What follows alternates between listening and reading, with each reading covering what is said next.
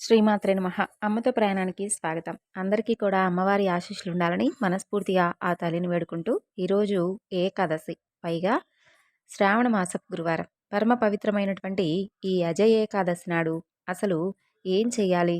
అలాగే స్వామివారి గురించి ఒక మంచి అద్భుతమైనటువంటి కథ గురించి తెలుసుకొని స్వామి అనుగ్రహాన్ని పొందుదాం. ఈ అజయ ఏకాదశి నాడు ఉపవాసం ఉండి శ్రీ మహావిష్ణువును ఎవరైతే ధ్యానించి స్వామివారి లీలల గురించి మననం చేసుకుంటూ ఉంటారో అలాంటి వారికి సకల పాపాల నుండి విముక్తి లభిస్తుందట. అలాగే శ్రీ మహావిష్ణువు యొక్క అనుగ్రహం లభించి మరణానంతరం మోక్షాన్ని పొందుతారు. మరి ఈ వ్రత మహత్యాన్ని తెలియజేసేటటువంటి కథ గురించి ఇప్పుడు మనం తెలుసుకుందాం.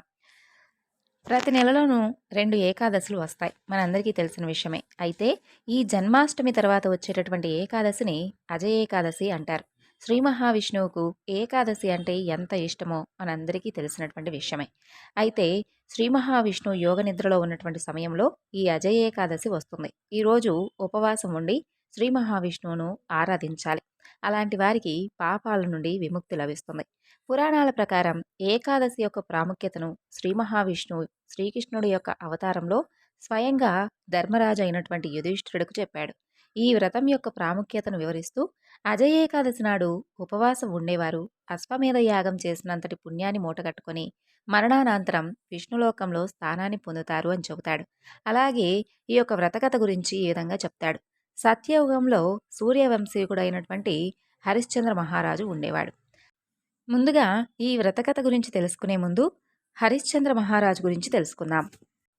సత్య హరిశ్చంద్రుడు సూర్యవంశానికి చెందినటువంటి ఒక గొప్ప రాజు. అతని తండ్రి త్రిశంకుడు. విశ్వామిత్రుడు తన యొక్క తపస్సుచే ఈ త్రిశంకుడిని స్వర్గానికి పంపిస్తాడు. ఆ తరువాత త్రిశంకుడి కొడుకైనటువంటి సత్యహరిశ్చంద్రుడు రాజ్యాన్ని పరిపాలించడం మొదలు పెడతాడు. అయితే అతనికి సంతానం కలగలేదు. అతను తన యొక్క పురోహితుడైనటువంటి వశిష్ఠుడితో కలిసి, మహాత్మా, నువ్వు దైవజ్ఞుడివి, మంత్రవేత్తవు, అందువలన నాకు సంతానం కలగని కారణం ఏమిటో కాస్త ఆలోచించి చెబుతారా? అందుకు కారణం నా ప్రారంధం కాదు కదా అంటూ దీనంగా అడుగుతాడు.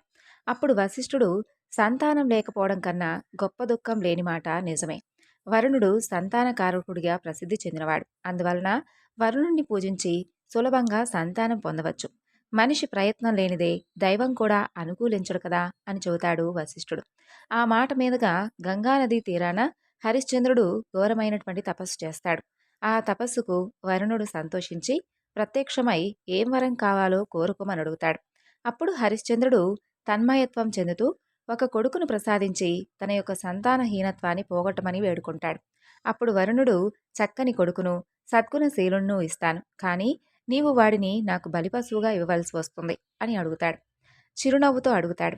అప్పుడు హరిశ్చంద్రుడికి చెంపపెట్టు తగిలినట్టుగా అనిపిస్తుంది. కానీ ఏమీ చేయలేక, గొడ్డుపోతు అని అనిపించుకోవడం కన్నా అది కొంచెం నయం కదా, మీరు కోరిన విధంగా చేస్తానని చెప్పి కొడుకును ప్రసాదించండి అని కోరుకుంటాడు. తప్పకుండా కొడుకు కలుగుతాడు. ఇక నీవు ఇంటికి వెళ్ళవచ్చు అని చెబుతాడు వరుణుడు. ఇక హరిశ్చంద్రుడు ఇంటికి వచ్చి తన పట్టమహిషి అయినటువంటి చంద్రమతికి చక్కగా జరిగినటువంటి సంగతంతా చెబుతాడు. ఆమె కూడా సరేనని చెబుతుంది. తర్వాత ఆమె గర్భాన 10 నెలలకు మన్మధుడు లాంటి కొడుకు పుడతాడు. హరిశ్చంద్రుడు తన కొడుకు రోహితుడు అని పేరు పెట్టి జాతకర్మ చేయించి బ్రహ్మాండమైనటువంటి ఉత్సవం ఏర్పాటు చేస్తాడు. దానికి వరుణుడు ఒక బ్రాహ్మణుడి రూపంలో వచ్చి స్వస్తి వచనం చెబుతూ తానెవరో బయటపెట్టి, నేనిచ్చినటువంటి వరంతో నీకు సంతానహీనత అనేటటువంటి దోషం పోయింది, కాబట్టి చిత్తశుద్ధితో నీ కొడుకును యజ్ఞ పశువును చేసి నాకు బలిపెట్టు అని అడుగుతాడు. హరిశ్చంద్రుడికి పుట్టెడు దిగులు పట్టుకుంటుంది. లేక లేక కలిగినటువంటి చంటివాడిని వరుణుడికి ఎలా బలి ఇవ్వడం? వరుణుడు అసలు వదలడు. అసలే ఇది దేవతలతో కూడినటువంటి పని. చేతులారా కొడుకును చంపుకుంటే ఆ శోకం జీవితమంతా కూడా తొలగిపోయేది కాదు. ఇలా అనుకుని సత్యహరిశ్చంద్రుడు కొంత ధైర్యం కూడగట్టుకొని వరుణుణ్ణి వినయంగా, దేవా, తండ్రికి పురిటి మైల 10 రోజులు, తల్లికి నెల రోజులు ఉంటుంది కదా, ఈలోపే మేము యజ్ఞదీక్ష పూనేది ఎలా చెప్పండి అని అడుగుతాడు. అలా అయితే నెల దాటగానే వస్తానని చెప్పి వరుణదేవుడు వెళ్ళిపోతాడు. సత్యహరిశ్చంద్రుడికి పోయినటువంటి ప్రాణం తిరిగి వచ్చినట్లుగా అవుతోంది. అతను బ్రాహ్మణులకు గోవులు, నువ్వులు, బంగారం దానం చేసి కొడుకును చూసుకొని మురిసిపోతాడు. అలా తరువాత మాసం గడిచిపోతుంది. వరుణదేవుడు మరలా బ్రాహ్మణ వేషంలో వచ్చి యజ్ఞం చేయమని అడుగుతాడు.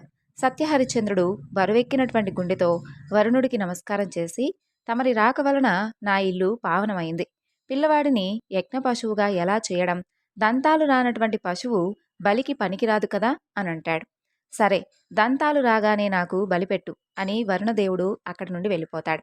అలా కొంతకాలం గడిచాక పిల్లవాడికి పళ్ళు కనిపిస్తాయి.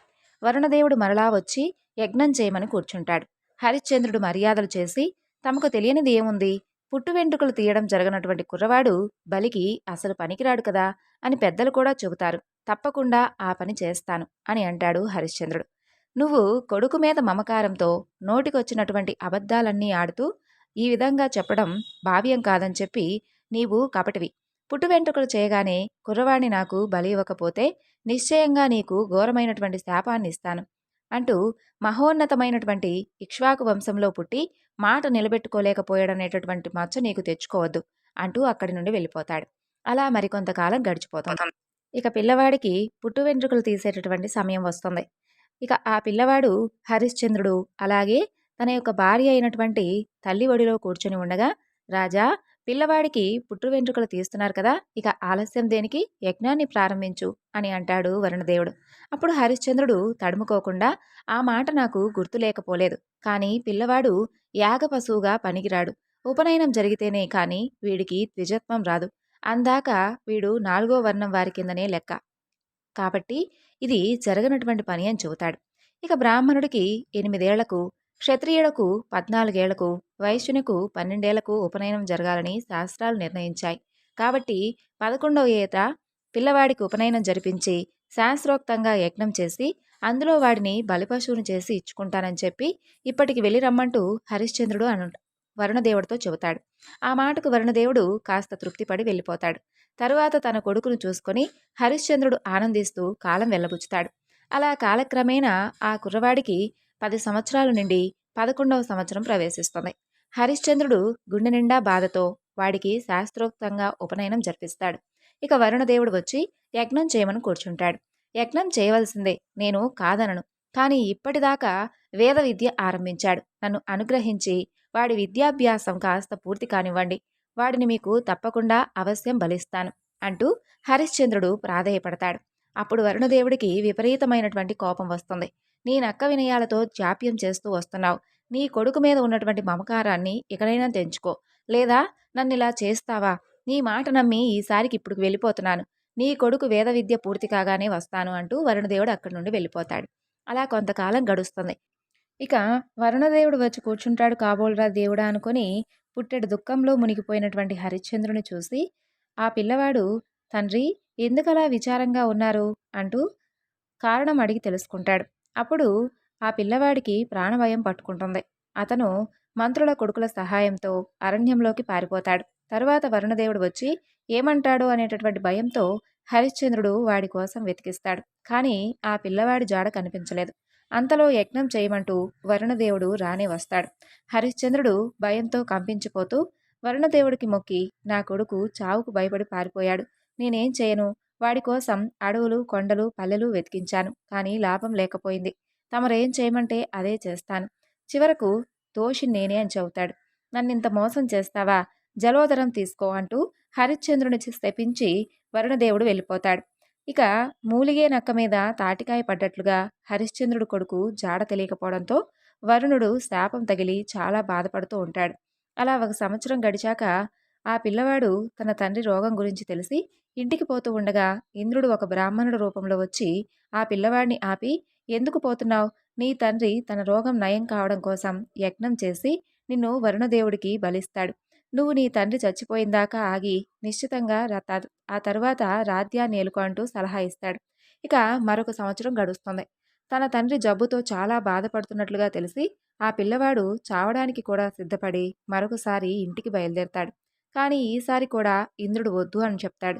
హరిశ్చంద్రుడు మాత్రం ఆ వ్యాధి బాధ భరించలేక దానికేదైనా ఉపాయం చూడమంటూ వశిష్ఠుడిని అడుగుతాడు. అప్పుడు వశిష్ఠుడు ఈ విధంగా చెబుతాడు. వరుణదేవుడు బలి కోరింది నీ కొడుకును కదా. కొడుకులు 10 రకాలు ఉన్నారు. అందులో కొనుక్కున్నవాడు కూడా ఒక రకం కొడుకే. అందుకని ఎవరినైనా కొడుకులా కొనుక్కొని అతన్ని బలిపెట్టి ఈ శాపం నుండి విముక్తి పొందు అంటూ సలహా ఇస్తాడు. ఇక అందుకు హరిశ్చంద్రుడు సరేనని తన కోసం ఒక కొడుకును కొనుక్కురమ్మంటూ తన మంత్రిని పంపిస్తాడు.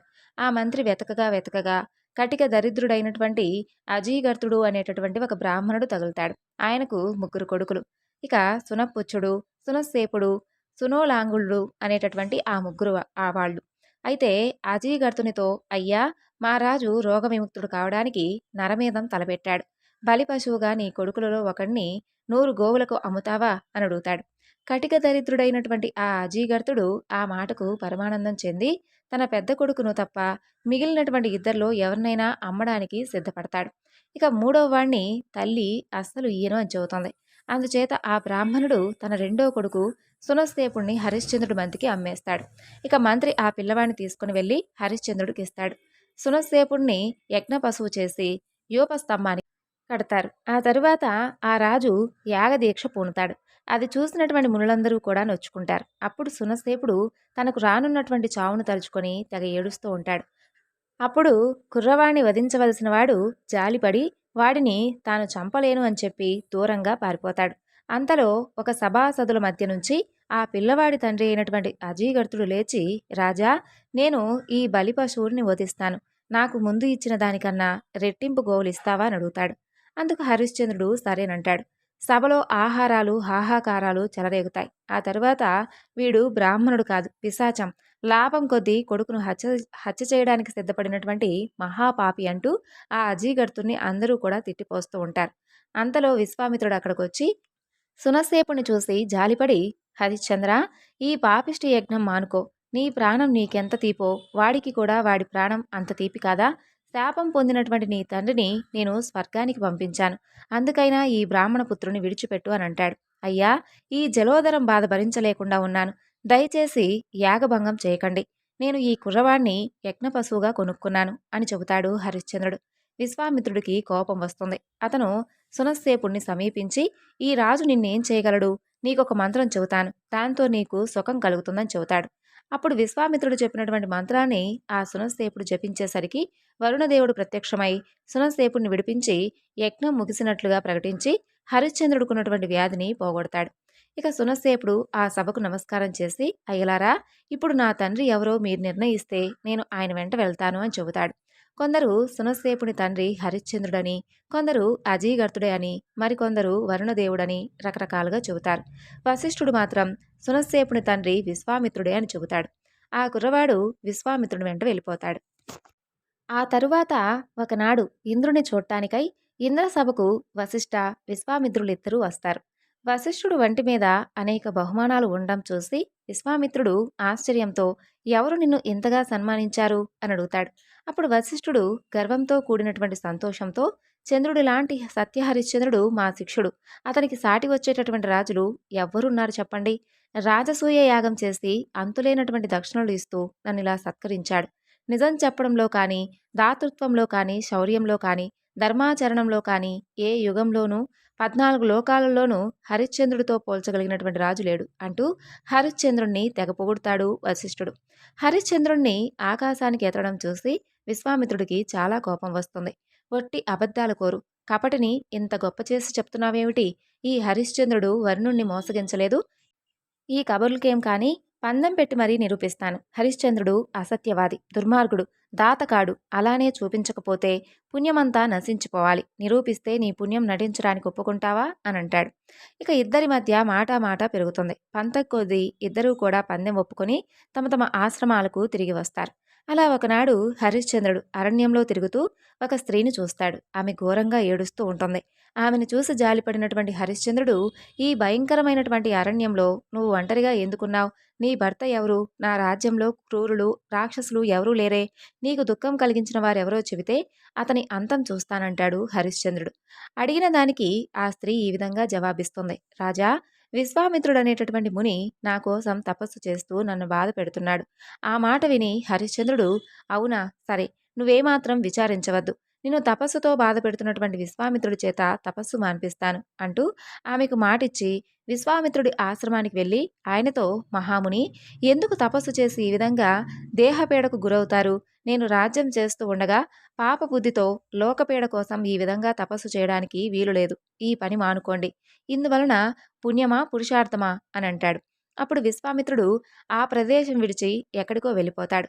అది వరకు వశిష్ఠుడితో తాను ఘర్షణ పడినటువంటి తర్వాత ఇప్పుడు మరలా హరిశ్చంద్రుడు తన తపస్సును ఈ విధంగా నిలిపివేయడంతో విశ్వామిత్రుడికి విపరీతమైనటువంటి ఆగ్రహం వస్తుంది.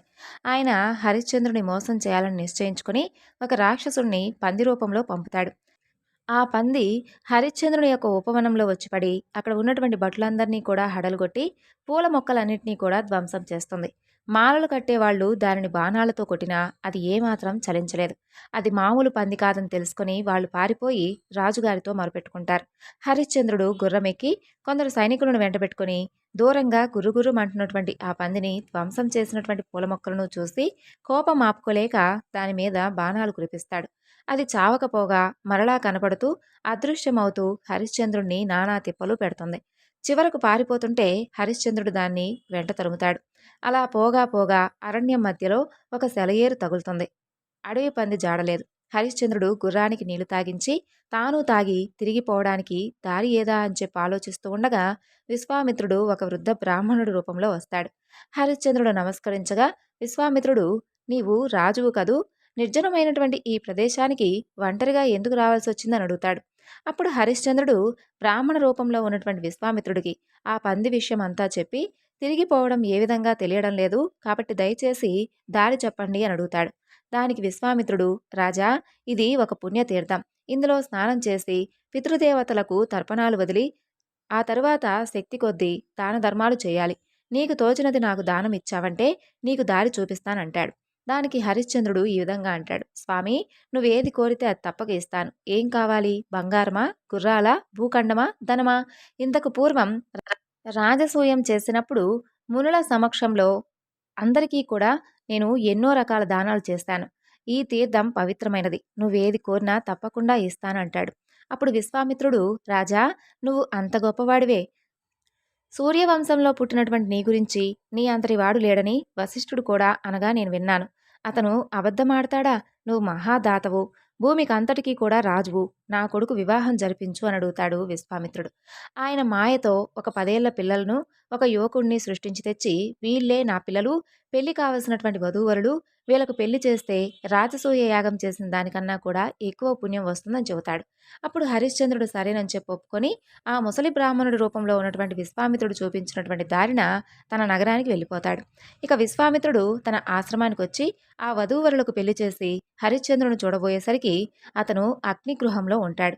మంచి సమయానికి వచ్చానని చెప్పి అనుకొని నాకు ఇస్తానన్నటువంటి దానం ఇచ్చేయి అని అంటాడు ఆ వృద్ధ బ్రాహ్మణ వేషంలో ఉన్నటువంటి విశ్వామిత్రుడు. నువ్వు ఏది కోరుకుంటే అదంతా ఇస్తాను, నీ కోరిక చెప్పు అని అంటాడు హరిశ్చంద్రుడు. నీకెదురుగా ఉన్నటువంటి అగ్నిహోత్రుడు సాక్షిగా నీ రాజ్యం యావత్తు, నీ గుర్రాలు, ఏనుగులు మొదలైనటువంటి సమస్త సంపదలు మొత్తం కూడా నాకు ఇచ్చే అని అంటాడు విశ్వామిత్రుడు. హరిశ్చంద్రుడు ముందు వెనక ఆలోచించకుండా ఇస్తాను అని అంటాడు. అప్పుడు విశ్వామిత్రుడు, దక్షిణ లేనటువంటి దానం వృధా, అందువలన ఈ దానానికి తగినటువంటి దక్షిణ కూడా ఇచ్చి కృతార్థుడివి కమ్ము అని అంటాడు. ఆ దక్షిణ ఎంత ఉంటుంది అంటూ హరిశ్చంద్రుడు అడుగుతాడు. 2 బరువుల బంగారం దక్షిణగా ఇవ్వు అని అంటాడు విశ్వామిత్రుడు. అలాగే ఇస్తానంటూ హరిశ్చంద్రుడు మాటిస్తాడు. విశ్వామిత్రుడి కపటం చూసి హరిశ్చంద్రుడికి ఆశ్చర్యం కలుగుతుంది. రాజ్యం ఇచ్చిన తర్వాత కూడా దక్షిణ కావాలని ఆయన ఆ విధంగా అంటుంటే అమాయకంగా ఇస్తాను అంటాడు హరిశ్చంద్రుడు. ఉన్నదంతా దానం చేశాక 2 బరువుల బంగారం ఎక్కడి నుండి తేవాలి? కాలవైపరీత్యం కాకపోతే తపస్సు చేసుకునే వాళ్ళు ఎక్కడైనా ధనలాభంతో ఇతరులను మోసం చేస్తారా? ఈ విధంగా చింతలో మునిగిపోయి ఉన్నటువంటి తన యొక్క భర్తను చూసి ఆ రాణి ఎంతో విచారం పడుతుంది. హరిశ్చంద్రుడు ఆమెకు క్లుప్తంగా జరిగిందంతా చెప్పి ఆ రాత్రి భోజనం చేయకుండానే కాలం గడుపుతాడు. తెల్లవారుతూనే విశ్వామిత్రుడొచ్చి, రాజ్యం వదిలి ఎక్కడికైనా వెళ్ళు, నాకిస్తానన్నటువంటి దక్షిణ మాత్రం త్వరగా ఇచ్చేయనంటాడు. ఉన్నదంతా ఇచ్చాను, ఇక వెళ్ళిపోతాను. దక్షిణ ఇచ్చేటటువంటి స్థితిలో ఇప్పుడు లేను, కాబట్టి కాస్త నాకు వ్యవధి ఇవ్వు అని అడుగుతాడు హరిశ్చంద్రుడు. తన భార్యను కొడుకును చూసి మనం ఇక్కడ ఉండకూడదని చెప్పి పదండి అని చెప్పి వెళ్ళిపోతాడు హరిశ్చంద్రుడు. ముగ్గురు కూడా కట్టుబట్టలతో బయలుదేరతారు. తమ రాజుకు జరిగినటువంటి మోసం గురించి తెలిసి పౌరులు కంటతడి పెడుతూ విశ్వామిత్రుడిని తిట్టిపోస్తారు. అలా వెళుతున్నటువంటి హరిశ్చంద్రుడి వెంట విశ్వామిత్రుడు, నా దక్షిణ ఇచ్చేయి, ఇష్టం లేకపోతే ఇవ్వనని చెప్పు, నేను మరొకసారి అడగను. అంతేకాదు, కావాలంటే నువ్వు ఇచ్చినటువంటి ఈ యొక్క రాజ్యం మొత్తం తిరిగి నీకే ఇచ్చేస్తాను, కాబట్టి మాట నిలబెట్టుకో అని చెప్పి అంటాడు. అప్పుడు హరిశ్చంద్రుడు, అయ్యా, మీ రుణం నేను తప్పక తీరుస్తాను. మీ రుణం తీర్చకుండా నేను అన్నం కూడా ముట్టలేను. కాబట్టి నన్ను చూసి అందరూ కూడా నవ్వుతారు. కొంచెం ఆగితే దైవం అనుకూలించి నాకు దొరికినటువంటి ధనం తప్పక మీకిస్తానంటాడు హరిశ్చంద్రుడు. దానికి విశ్వామిత్రుడు, రాజా, పిచ్చి పిచ్చిగా మాట్లాడకు. నీకు ధనం ఎక్కడ దొరుకుతుంది? జనానికి మూలమైనటువంటి సమస్త ధనానికి మూలమైనటువంటి నా యొక్క రాజ్యం ఇప్పుడు నాది. ఇలా వంకర టింకరగా అబద్ధాలాడవద్దు. ఈయనని చెప్పేసేయ్. నేను మరలా అడగను. ఆ తర్వాత నీ ఇష్టం అని అంటాడు. అప్పుడు హరిశ్చంద్రుడికి బాగా రోషం వస్తుంది. నేను అబద్ధాలాడుతున్నానా? డబ్బు గురించి అంత శంక దేనికి? నా దేహమైనా సరే నీకు నా దేహం అమ్మైనా సరే నీకు బంగారం ఇస్తానని చెప్పి నన్ను ఈ విధంగా పీడించవద్దు అని చెబుతాడు. ఆరోగ్యవంతులం ముగ్గురున్నాం కదా! ఇక్కడ ఎవరైనా సరే మమ్మల్ని కొనుక్కునేవారు ఉంటే చూడు అని అంటాడు. లేదా కాశీలో మమ్మల్ని అమ్మి నీ దక్షిణ ఇస్తాను అంటూ హరిశ్చంద్రుడు ముందుకు సాగుతాడు. అందరూ కూడా కాశీకి చేరుకుంటారు. హరిశ్చంద్రుడు గంగా స్నానం చేసి తర్పణాలు విడిచి తన వెంట బ్రాహ్మణ రూపంలో ఉన్నటువంటి విశ్వామిత్రుడితో, అయ్యా, ముగ్గురులో ఎవరో ఒకరిని అమ్మి నీ రుణం తీర్చుకో అని అంటాడు. అలా నెల రోజులుగా నన్ను నీ వెంట తిప్పుకుంటూ ఉన్నావు. నీకేమైనా న్యాయంగా ఉందా? నా దక్షిణ నాకిచ్చి మరీ కదులు. నీ కీర్తి నీకు దక్కుతుందంటాడు విశ్వామిత్రుడు. అలా సాయంకాలం దాకా గడువు ఉంటుంది. కొంచెమైతే నీ రుణం తీరుస్తానంటాడు హరిశ్చంద్రుడు. సరే, ఇప్పుడు వెళ్ళి మరలా వస్తాను. నా రుణం తీర్చకపోయావో నిన్ను శపిస్తానంటాడు విశ్వామిత్రుడు. తరువాత అక్కడి నుండి వెళ్ళిపోతాడు. సాయంకాలంలోగా 2 బరువుల బంగారం ఇవ్వకపోతే శాపం ఇస్తానని భయపెట్టి విశ్వామిత్రుడు వెళ్ళిపోయాక హరిశ్చంద్రుడు అయోమయంలో పడతాడు. అడిగితే ఇచ్చే సంపన్నులైనటువంటి మిత్రులు ఉంటే కూడా తాను ఎవ్వరి ముందు కూడా చేయి చాచలేదు. అటువంటి మిత్రులు కూడా లేరు. ఇక బ్రాహ్మణ ధనం అపహరించిన నేరానికి పురుగై పుట్టాలి. అందువలన తనను తాను అమ్ముకోవడం తప్ప గత్యంతరం లేదు హరిశ్చంద్రుడికి. ఆ విధంగా ఆలోచిస్తూ విచారంగా ఉన్నటువంటి భర్తను చూసి హరిశ్చంద్రుడి భార్య చంద్రమతి, రాజా, సత్యవంతుడికి సమానుడుగా మరెవరూ ఉండలేరు. మాట తప్పినవాడు పిశాచంతో సమానం. సత్యాన్ని పాలించు. యయాతి 100 అశ్వమేధ యాగాలు చేసి తర్వాత రాజసూయం చేసి దాని ఫలితంగా స్వర్గానికి వెళ్ళి ఒక అబద్ధం ఆడిన కారణంగా అధోగతి పాలయ్యాడని చెబుతారు కదా అని అంటుంది. ఆమె మాట విన్నటువంటి హరిశ్చంద్రుడు, నువ్వేదో చెప్పాలనుకుంటున్నావు, ధైర్యంగా చెప్పు అని అంటాడు. దానికి చంద్రమతి, భార్య అనేది సంతానం కోసం. నా నుంచి నీకు ఆ ఫలితం లభించింది కదా! నన్నెవరికైనా అమ్మి ఆ బ్రాహ్మణి రుణం తీర్చరాదు అని అంటోంది. ఆ మాటకు హరిశ్చంద్రుడికి దుఃఖం పొంగి వస్తుంది. ఎంతో ప్రేమగా మాట్లాడి తనను ఆనందపరిచేటటువంటి భార్య ఈ విధమైనటువంటి కఠోరమైనటువంటి మాటలనడం అతనికి విధి వైపరీత్యంగా తోస్తుంది. ఆమె మాటలకు అతను చాలా దుఃఖిస్తాడు. ఆ తరువాత అతను ఏం చేయాలో అర్థం కానటువంటి పరిస్థితిలో ఉన్నప్పుడు గౌతమ మునిని కలుసుకుంటాడు. అతను ఏదైనా కానీ పరిష్కారం ఉంటే చెప్పమని దీనాతి దీనంగా అడుగుతాడు. అప్పుడు గౌతముడు హరిశ్చంద్రుడుకు అజయ ఏకాదశి యొక్క వ్రత మహిమ గురించి చెప్పి ఆ వ్రతాన్ని ఆచరించమని చెబుతాడు. అప్పుడు హరిశ్చంద్రుడు తన యొక్క శక్తి మేరకు ఆ యొక్క ఉపవాసాన్ని పాటిస్తాడు. అలాగే అజయ ఏకాదశి వ్రతాన్ని ఆచరిస్తాడు. దాని కారణంగా అతను తను కోల్పోయినటువంటి రాజ్యాన్ని తిరిగి పొందడమే కాకుండా తన కుటుంబంతో పాటు అన్ని రకాల ఆనందాలను అనుభవించి తరువాత చివరకు భగవంతుడి సన్నిధి అయినటువంటి వైకుంఠ నివాసానికి చేరుకుంటాడు. అజయ ఏకాదశి వ్రతం ప్రభావం వలన అతనికి ఉన్నటువంటి పాపాలన్నీ కూడా నశిస్తాయి. అతను కోల్పోయినటువంటి తన రాజ్యాన్ని, కుటుంబాన్ని కూడా తిరిగి పొందుతాడు. కాబట్టి ఇంతటి పరమ పవిత్రమైనటువంటి ఈ అజయ ఏకాదశి నాడు ఈ కథను ఎవరైతే వింటారో, వినిపిస్తారో వారందరికీ కూడా శ్రీ మహావిష్ణువు యొక్క అనుగ్రహం కలిగి సకల శుభాలు పొందుతారంటూ సాక్షాత్తు శ్రీకృష్ణుడు యుధిష్ఠిరుడికి చెప్పినటువంటి అజయ ఏకాదశి వ్రతకథ. మనందరిపై కూడా శ్రీ మహావిష్ణువు యొక్క అనుగ్రహం ఉండాలని మనస్ఫూర్తిగా స్వామిని వేడుకుంటూ ఈరోజు ఈ వివరణను ఇంతటితో ముగిస్తున్నాను. మరొక చక్కని వివరణతో మనలా కలుసుకుందాం. అంతవరకు నమస్కారం. సర్వం శ్రీ లలితార్పణమస్తు. స్వస్తి.